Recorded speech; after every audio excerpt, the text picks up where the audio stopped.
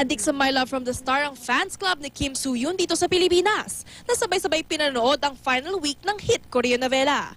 Kumpleto rin sila na iba't ibang memorabilia ni Soo-hyun at ng programa.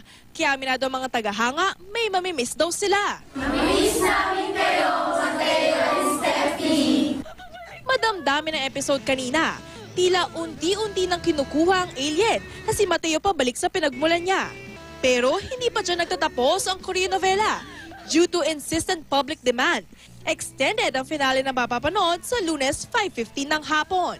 Mauuwi nga ba sa happy ending sina Mateo at Steffi? Sa pagtatapos naman ng My Love from the Star sa Monday, back-to-back mapapanood bago mag-24 oras. Ang pilot episode ng My BFF kasama sila Jillian Ward, Mona Luis Rey, Jano Gibbs, Manlin Reynes at iba pa. Kanina, seryoso ang Kapuso Child wonder sa kanilang taping. Ang karakter ni Jillian, multong best friend ng karakter ni Mona na meron namang third eye. Halatang dalagitan na si Jillian sa mga eksena. Pinapanood ko nga po yung mga video ko po dahil sinasabi ko, ako yan po. Ang kulit ko po. Kahit naman daw busy ang mag-BFF sa serye, hindi pa rin naman daw nila nakakalimutang mag-aral.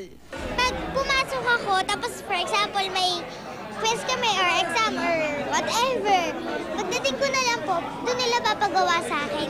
Katatibayan updated sa showbiz happening.